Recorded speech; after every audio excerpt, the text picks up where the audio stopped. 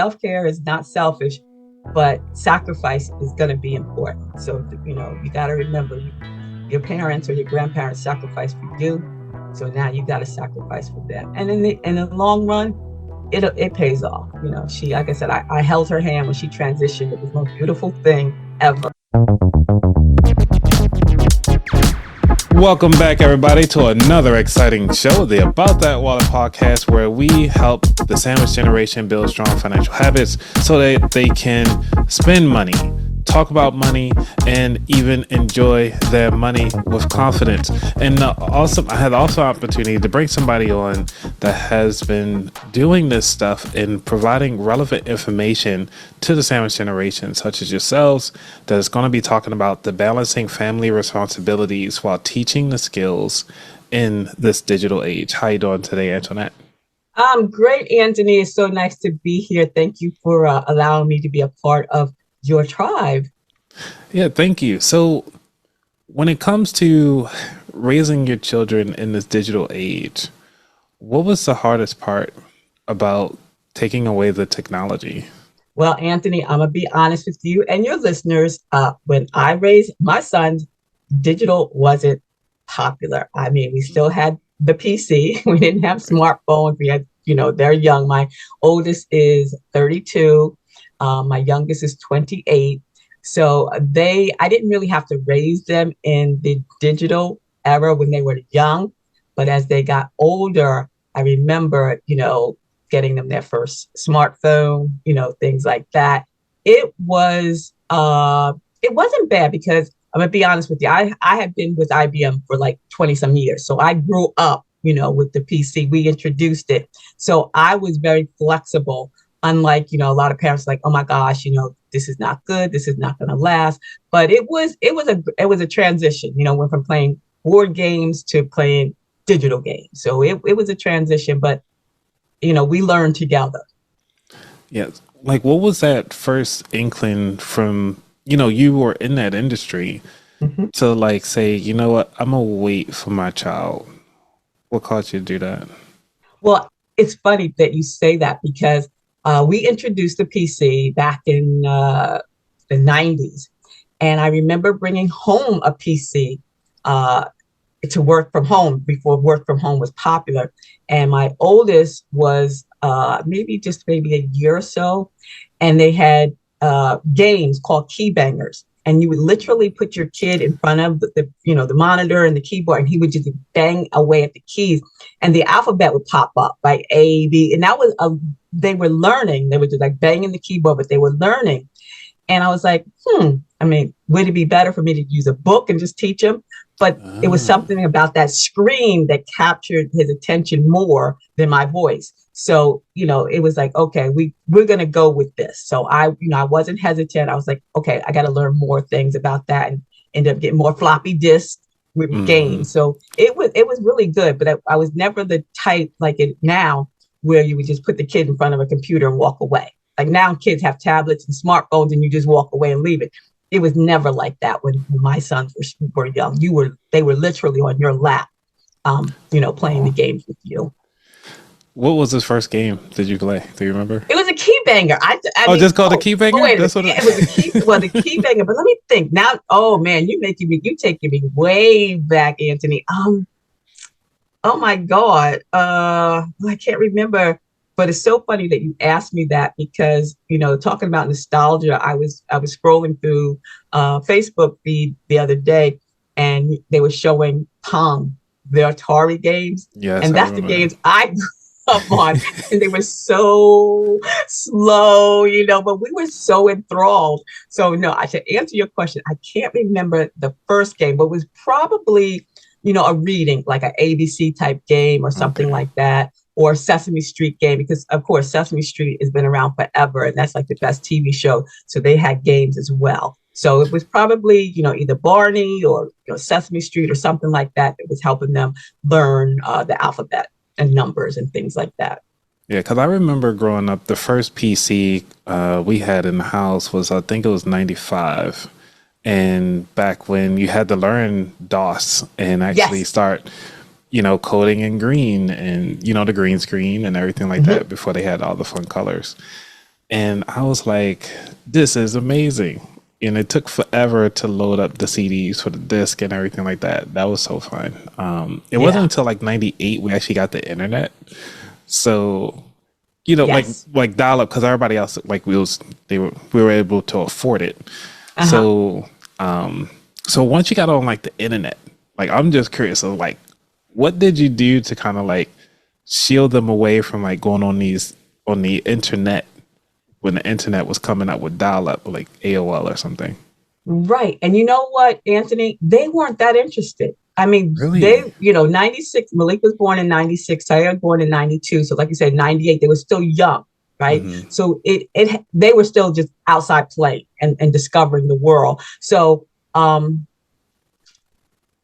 trying to think when, and to be honest with you, I mean, they worked on computers for their jobs and stuff like that, but they were never just sucked into that, scrolling and always had to be online because I made sure that we were outside and we traveled and, we played games. And I mean, they never really got sucked into social media.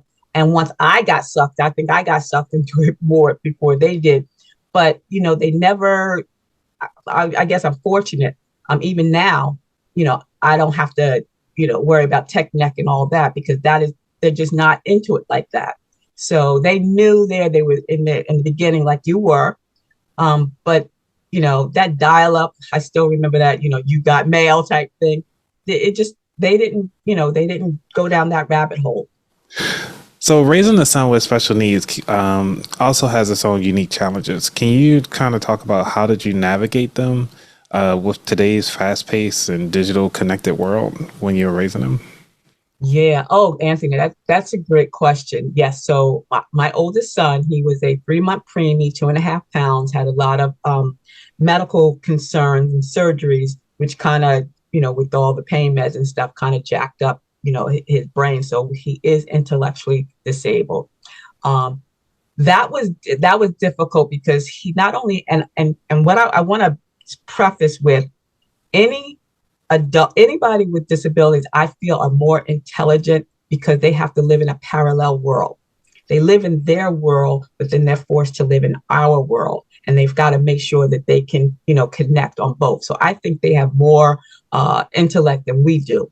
So working with him, whether it was reading a book or, being on a computer, I had to go slower, like I had to take my time and then be repetitive in it to make sure that he understood.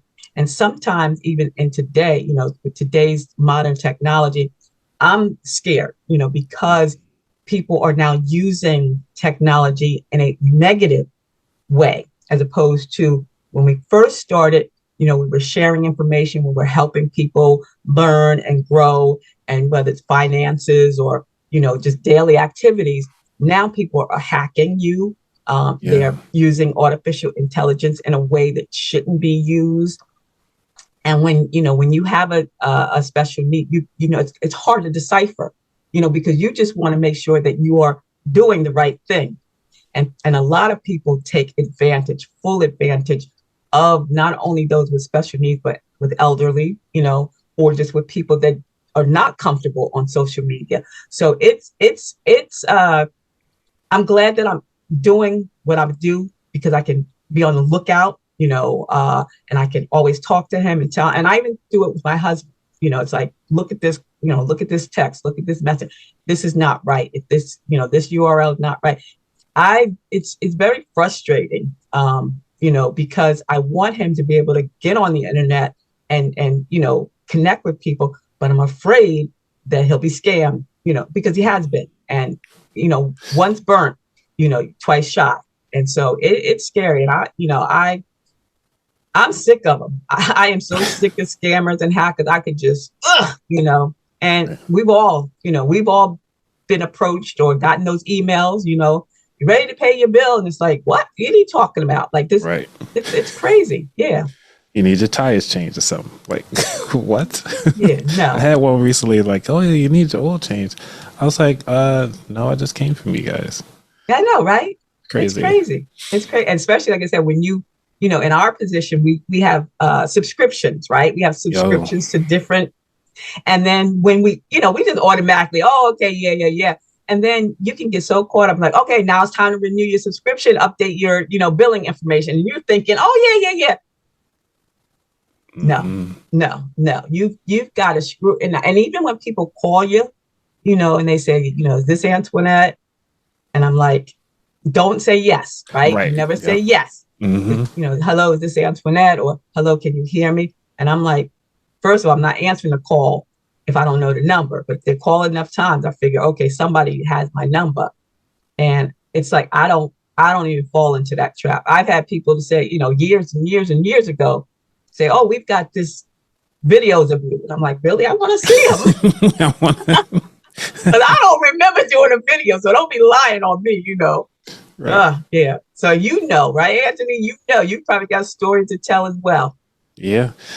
So how did you help him develop some of the skills and confidence doing some of those while he's out and about?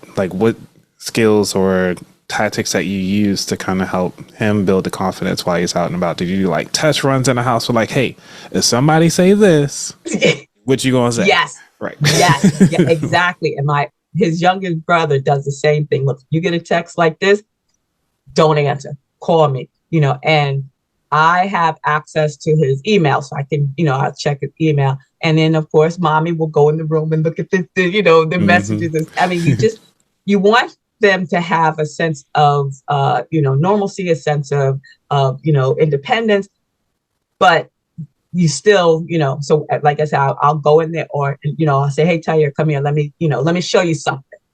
And he can understand that. So I'll show him and, hopefully, he remembers it. But these scammers can circumvent so much stuff. So, yeah, if something new happens, I'm always telling him. And he's understanding to be on the lookout, because if he gets a call and it's coming in like, look at this, what's this? I'm like, let it go. So, yeah, really being cognizant. And I say that to any parents with children that, are not special needs. Be aware, because they're in their room or they're in the back seat of the car or over in my mom's house and Nana's house, and they're just, and they get caught up, and because social media is a highlight reel and everything is supposed to be good, they want to be good like their friends or their family. And then, they can get suckered in. And I feel so badly for a lot of these kids. And you read it every day, they will commit suicide, because they got hacked. It's crazy. It's really, and I feel sorry for some of, kids that are out there that don't have somebody, a parent or a guardian or a teacher or educator, someone that's going to say, hey, and they're our kids, they're our future. We got to look out for them. I don't care what they say. Oh, you're a helicopter parent. Well, so what? Yeah. I'd rather be a helicopter parent and have, things work. And have your child. Right. Bingo. Hey, look, that's my job. I take my job very seriously. When I decided to have children, it came with conditions, lifelong conditions. And I take my role very seriously. Yeah. And, as a proud mom, having that discussion with your children now, it's going to change their lives for a lifetime, yes. I'm sure. Mm-hmm.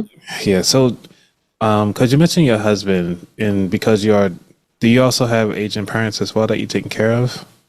No, Anthony, my grandma who raised my sister and myself, I did have her. She lived with us for 16 years before she passed away at the age of 98 in 2009. And so she did, when we were a sandwich generation where I was taking care of my younger kids and my grandma.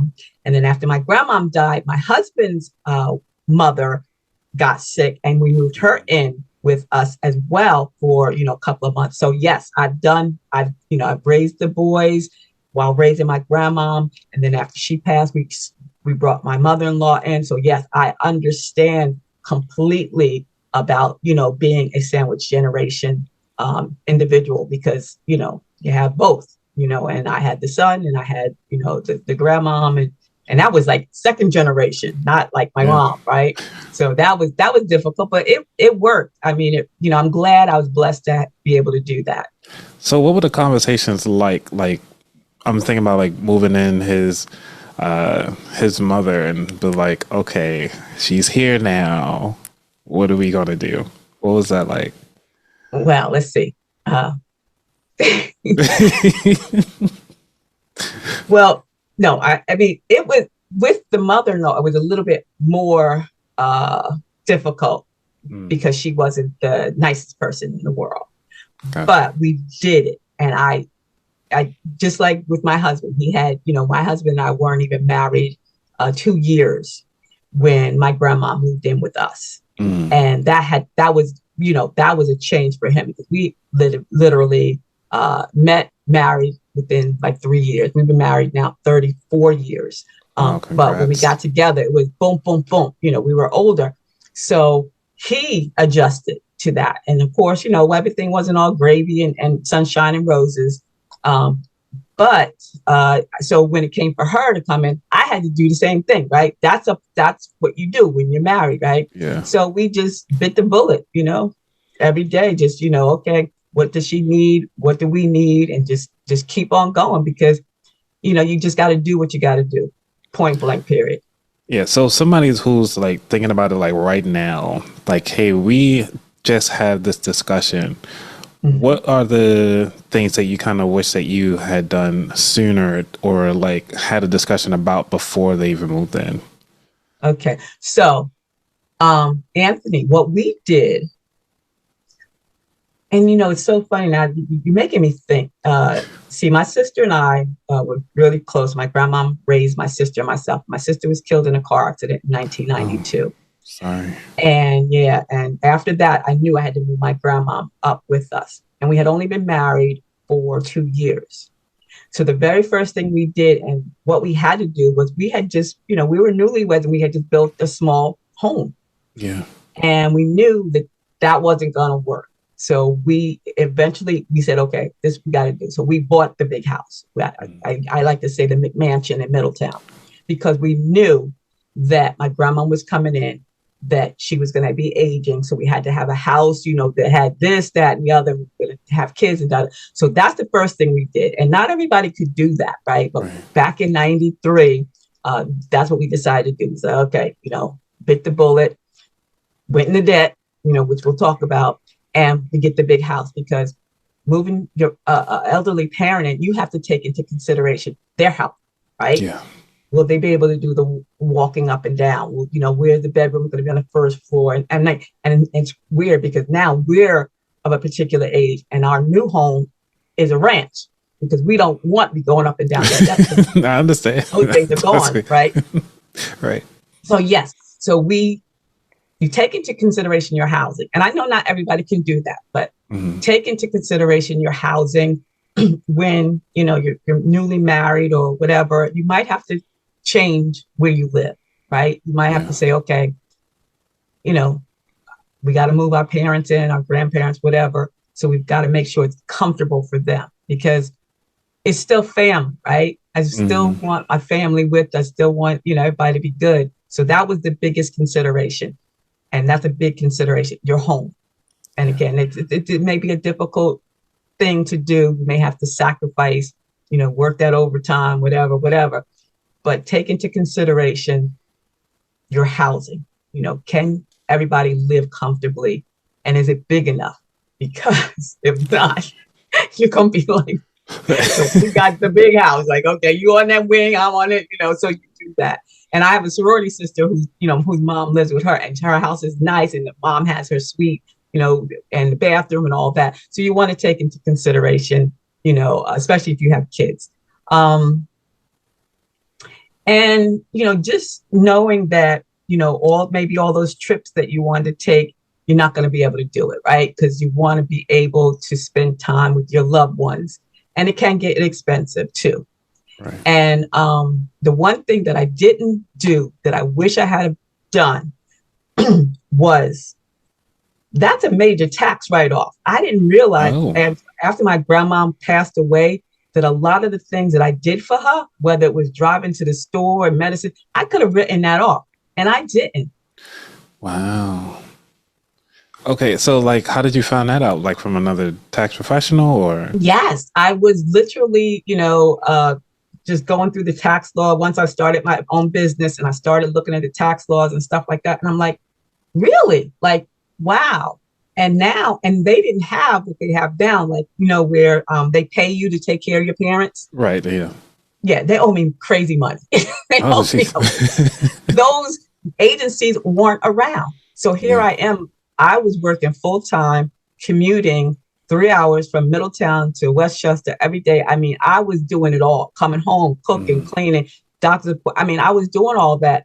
I never got paid any extra, but Right. had that been an option, oh, I would have took a leave of absence, because my grandmom did become, hospice eligible, you know. Okay. So I had to make certain sacrifices, but none of that was available when I was caring So, for my grandma. so what was one of those programs that people can kind of chime I into? see it on the news where I mean, on commercials, like, we'll pay you to take care of your elder. There's companies, Oh, like these nursing companies. Yeah.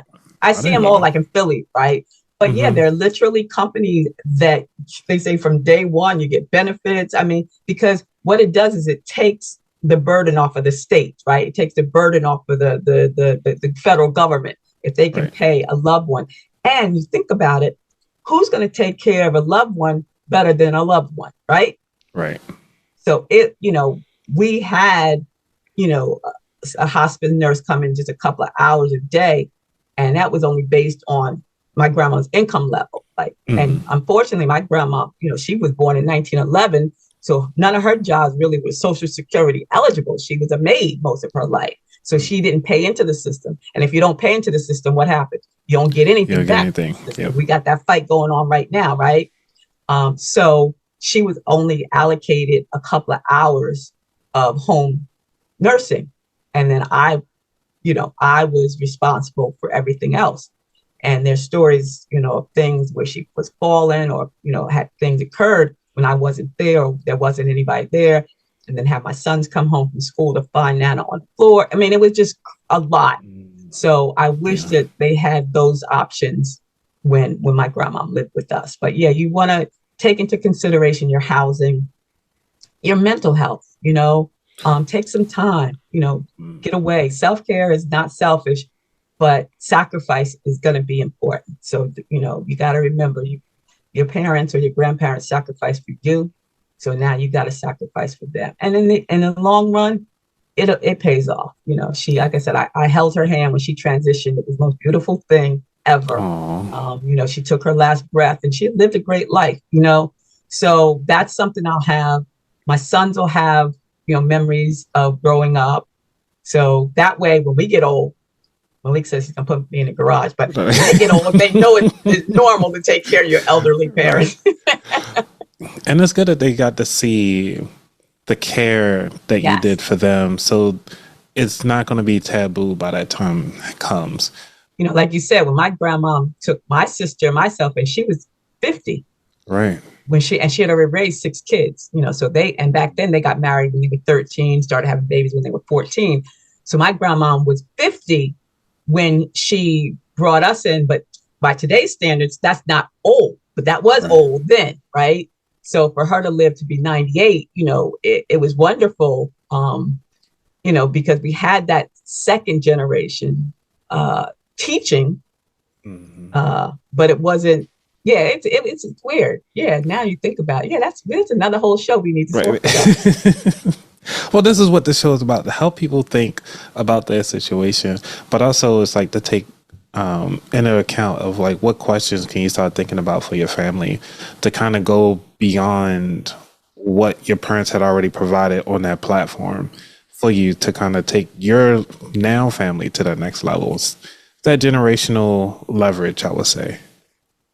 I liked it that way. And I like what you're doing because it's not something that you think about on a regular, right? Hmm. But having a podcast where you can pull up this information, whether it's 2024, 2027, 2032, whatever, you can always go back and get that information. Unlike us, we just had to live and learn by experience. We didn't have, blogs and social media and podcasts and YouTube. We didn't have that. So that's why I'm digging this now. And I'm loving the fact that not only you, but myself, I have a podcast called Boomers and Beyond, where we talk about these things.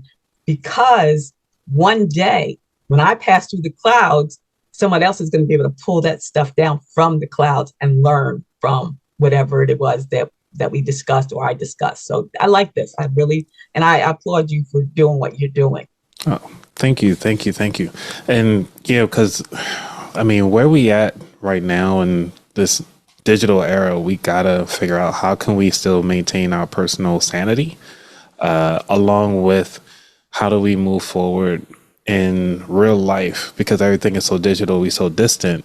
So to have somebody in our space, it's kind of like, oh, you really get to see how I actually live and not what I really want to show you on camera and on social media. So it's like, what are we going to do?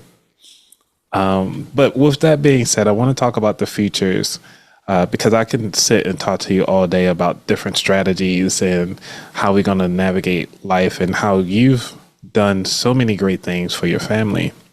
But I want to take this moment to talk about you. Let's be selfish a little bit. What is next for you in your professional journey as a parent, a mentor, and digital leader? Well, thank you, Anthony. That's a great question. Every day I always tell people when I go out and say people, whether you're in a grocery store. Yesterday I went to the DMV to get my car inspected, and they're like, "How you doing?" I'm like, "I'm good. How you doing?" And I'm like, I wake up looking up, everything else is gravy, baby. That's my motto. When I wake up looking up, everything else is gravy, baby, because there is no guarantee. Like I said, I lost my sister, in a tragic car accident. She was 29. But then on the other hand, I held the hand of my grandma who transitioned at the age of 98. So I've seen both ends, right? So each day is a new day and it's not promised. So I love learning. That's how you keep this muscle alive. So with the blog, with the podcast, with the social media management, with my clients, that's keeping me going. I mean, because it literally changes overnight, right? We wake up and find out there's a new algorithm, there's a new this, there's a new that. So that's keeping my mind active. I'm 63 years old, so I'm keeping my mind active. You don't look 63, by the way. But. Oh, thank you. Thank you so very much. I appreciate it. Yeah, next year is 64. Oh my gosh, yes. Right. And so keeping my mind active is what keeps me going. I did corporate America for 32 years. I haven't worked for anybody since 2018. I've been working for myself. I love what I'm doing. So that's the good thing. My sons, I love my sons. They're fantastic. They're respectful. They're honest. They're hardworking. And, they're still here with us, and they can stay here until forever. This is their home when we're dead and gone. So they're doing their thing. They're going to work. They have their relationships, whatever. So that keeps me grounded, right? When I see my son, I mean, I made them, right? Right. But it's scary. As a Black man, you're out there. So every time they go out, I'm scared until they come back in the house. They got a target on their back, all this stuff that's going on in the world. So I pray every day. I pray, I pray and push. God, please, keep them safe, because this world don't care that they got a good parent, a good mom and a good dad, and come from a good home and a college educated, all that. So my sons keep me, excited and happy. My husband and I, married 34 years, known each other 36 years. I ain't going nowhere. He ain't going nowhere. We good, right? So every day is a good day. That's what keeps me going, both personally and professionally. But the bottom line is, it's all about the give back. If I can share words of wisdom, if I can share a smile, if I can share positive, that is how my grandma raised me. She's like, just wake up happy. You don't always have to feel good. I got the aches and the pains and all that, but you give it another chance. And so when I go out to the grocery store, to the mall, to an event, this smile you see, this is me all day, every day. Good. Very rarely do I have a negative, because it's all about the give. I'm giving back to you. You're giving. It's a ripple. If we could just give back the positive, how much better everybody would be feeling. So that is like, I don't care what race, religion. My husband's a Muslim. My son's a Muslim. I'm a Christian. We live good. Life is good. Like I eat well, I sleep well. I know people that don't. So I'm blessed. So if I could just, pay it forward, whether it's with a smile, an attitude, whatever, that's what keeps me going. That's what motivates me, to just live life, because you only get one go round, right? You That's ain't true. coming back. Right. I don't care. And, my husband and I get into that all the time. I don't know if, you got the virgins over here, you got the streets paved with gold, but you know what? I'm here right now. Let's make sure that this is right now, right? The other stuff, let it take care of itself. But as long as everything is right now, I'm good. I'm good.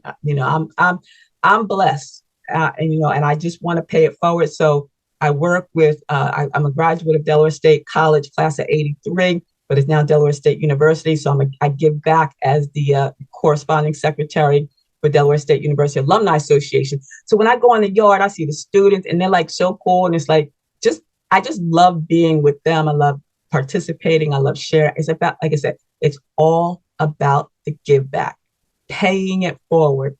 Anthony, what can you do today to make somebody feel good? Because you don't know what they're going through. That's true.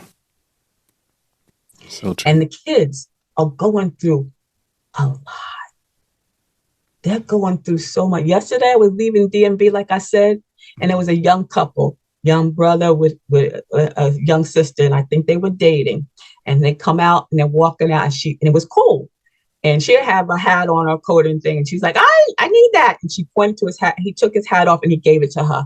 And I said to them, I like that. I said, that was nice. I acknowledged that because what he did was nice. That made the brother feel good, made the sister feel good, and they might have had a better day after me just acknowledging that, right? I could have said, oh, that was stupid, whatever. She should have had a hat on or whatever. But what that small gesture, really made me feel good. So I wanted to make them feel good. That's all it is. That is just all about the give back. I love that. You ready for the final 4 questions? Yes, sir. Let's go. Alrighty.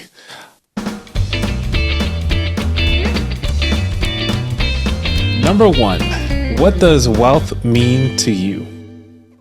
Well, because it ain't about the money. Because we never gonna have enough money, right? Never have Wealth is having, again, and this is funny, I'm gonna say this because my grandma used to say, I'm like, why is she saying that? When you wake up with your right mind, you wealthy, man. And I didn't understand that until I got to this age. It's like, I can still think right. I can still, dress. I still, I know what's going on. Wealth is feeling good. Like you don't have to feel like 100% good, but mentally, if you feel good, that you got your health is your wealth. That's what it is. Your health is your wealth. And whether it's physical or mental or psychological or emotional or whatever. Look, I got my bad days too. I miss my sister. I miss my grandma. I miss things how they used to be. But that doesn't stop me from, going forward and things. So wealth, it to me is being healthy, both, mental, physical, psychological. I feel rich. I still buy my scratchers. I'm still trying to get it. I just bought a ticket too before this recording. I know. I gotta go cash in my scratchers now. I'll be like, that'd be cool. I could do this, do that. But really, yeah. Awesome. I love it. Number 2, what was your worst money mistake? Ooh, I'm gonna take it back, man. Credit cards, y'all. Credit cards. Don't.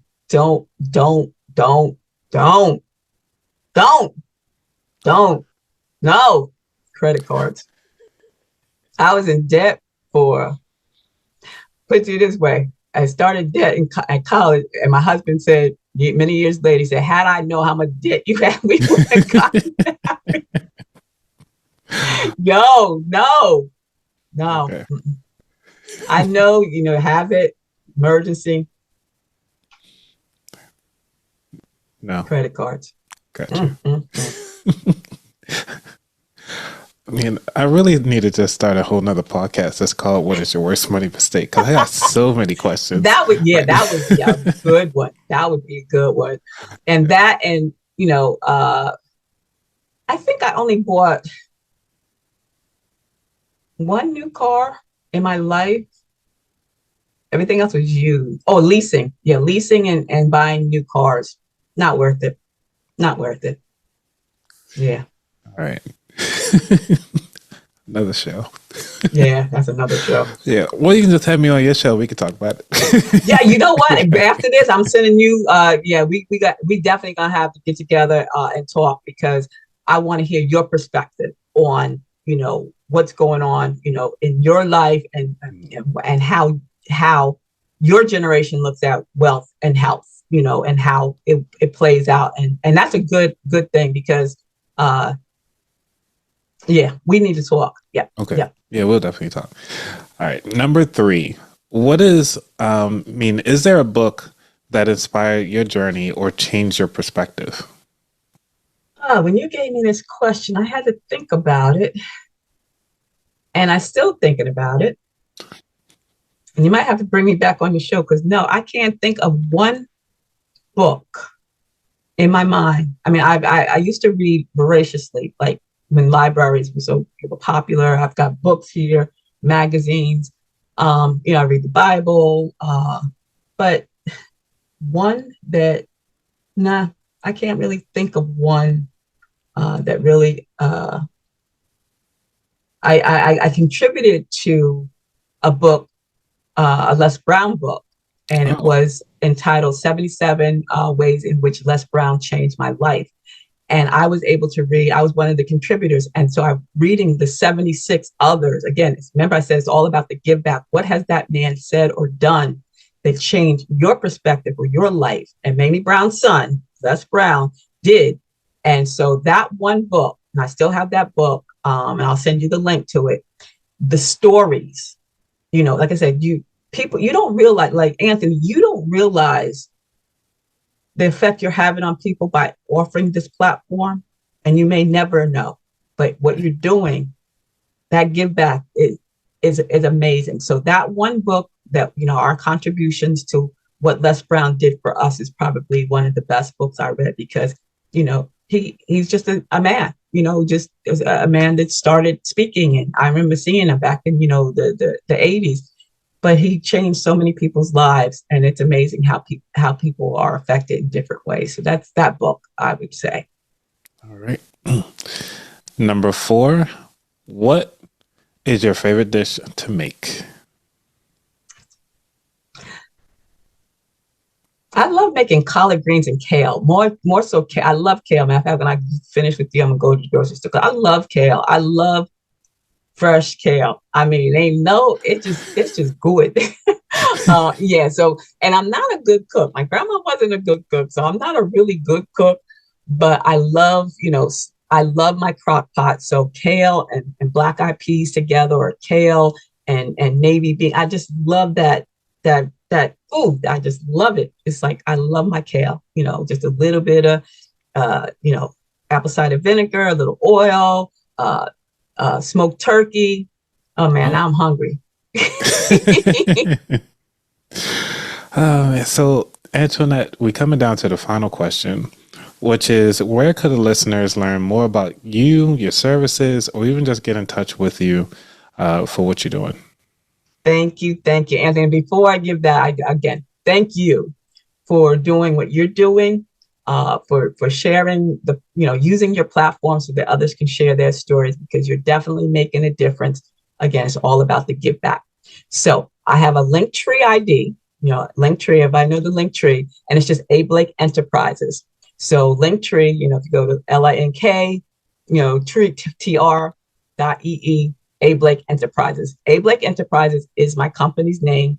But if you use the hashtag Delaware Blogger on Google, I will pop up all over the place. You will see What? my blog, my podcast, my social media handles, all that. My Facebook, my Twitter, my Instagram, my Pinterest, my X, all that stuff is out there. But Linktree ID is A Blake Enterprises. And, it will list everything from, my email address, my business, all of that. So yeah, the website, all of that's there. My blog, delblogger.com, everything's out there. And folks, she's not lying because I just did it. So. Yep, you said I popped up, right? Everything. There she is. Right there, everything. There, Delaware Blogger. That's most people know me as a Delaware Blogger. That's a moniker that I tagged myself back in 2010. Nice. Is not the only one, but most people oh my God, you're the Delaware Blogger. See, and that's my dash in between. Love it. Well, Antoinette, it's been a pleasure having you on. Thank you so much for giving back to the community and constantly giving back to not just your community, but to our community as well. And I just want to say on behalf of all of our listeners, thank you so much for sharing your stories and continue on, doing the best you can as a mom, more so, and, doing that self-care, being selfish. So me personally, I greatly appreciate you coming through. And everybody else, y'all be safe. We out. Peace.